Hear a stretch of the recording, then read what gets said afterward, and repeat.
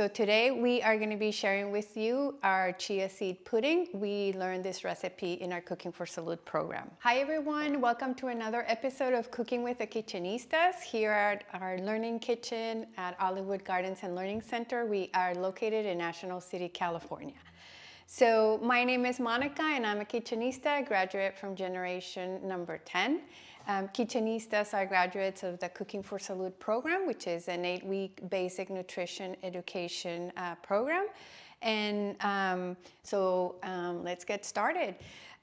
We are going to start with our ingredients. Our first ingredient today is going to be coconut milk, and I'm using a 13-ounce canned coconut milk. So we are starting with that.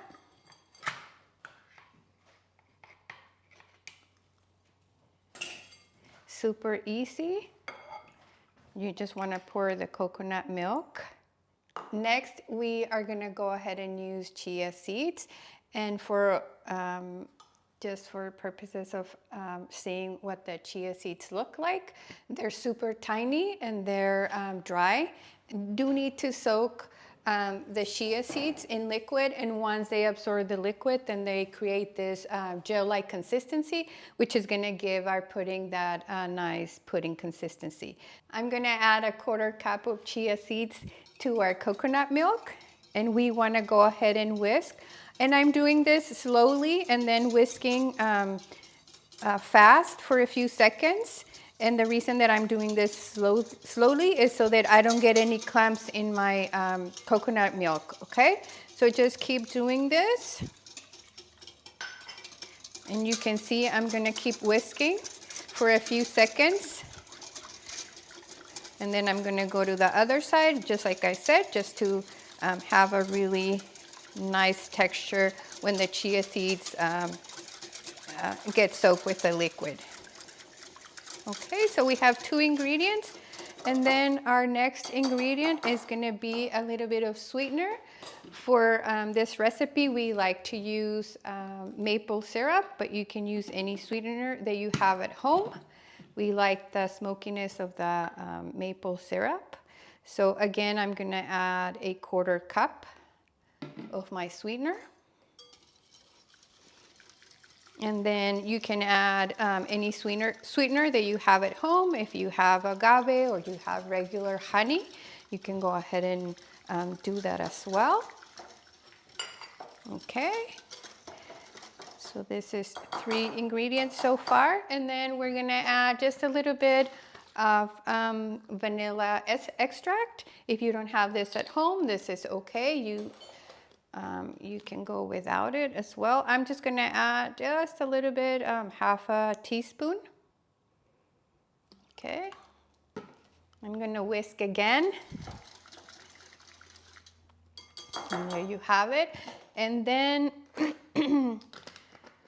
one of the things that I really like to use for this chia seed pudding is the zest of an orange. If you have an orange or a mandarin at home, this is going to add a really good flavor. We call this a flavor enhancer because it's going to change the flavor profile of your pudding or whatever you're using it for. So we're going to continue whisking. And this is all you need to do to have a chia seed pudding. And what we are going to do is that you want to go ahead and take this to the fridge so that it sets. It can set in 20 to 30 minutes. I personally like it to do it overnight. I like it overnight so that the flavors kind of marinate, and they are, especially when you use a zest of a citrus, it kind of gives it a really nice flavor. So I'm going to go ahead and set this aside. And then I want to go over just the ingredients once again, because I want to go ahead and let you know of all other options that you can use at home. So I did mention that we use coconut milk, 13 ounces of coconut milk, but you can pretty much use any milk that you have at home. If you have regular milk, or if you happen to like rice milk or soy milk or oat milk, then you can use any of those as well. I did mention about sweeteners, any sweetener that you have at home. It was a 1/4 cup of the sweetener, and then, like I said, the vanilla extract if you wanted to. If you wanted to play a little bit with that and you happen to have almond extract at home, you can also probably use that. And then I wanted just to let you know of all the benefits of the chia seed pudding, of the chia seeds. Chia seeds have a lot of fiber. They have omega-3 fatty acids, and also they have a lot of protein. So we know that when you consume fiber, then you have a better digestion. So there's our chia seed pudding. And then just to finish it up, we're gonna go ahead and plate it. And I'm gonna give you a couple of ideas with chia seed pudding.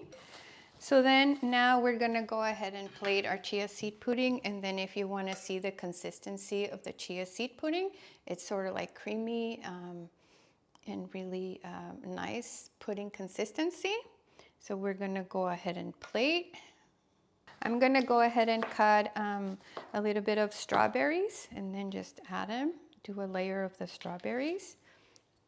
Okay, maybe a couple of blueberries as well. And then we're gonna go ahead and add another layer of chia seed pudding, just to make it look nice and appetizing. Okay, here's another layer. And we're just gonna decorate it, you know, with a little bit of more fruit.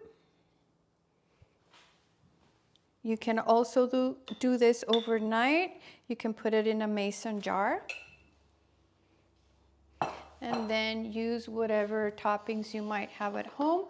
I have here almonds, granola, cranberries, and dried coconut. So pretty much any dry fruits or nuts that you might have at home. And then you can just leave it ready the night before. You can do this for you or your husband or your kids. And then just close it up. And so this is our chia seed recipe for today. I do invite you to check our website. Our website is www.olivewoodgardens.org. You can find this recipe in our website and many other recipes. Cooking with Kitchenistas is to empower families to have healthier lifestyles. And so we invite you to check out more recipes at Olive Wood Gardens and Learning Center. Thank you so much for watching.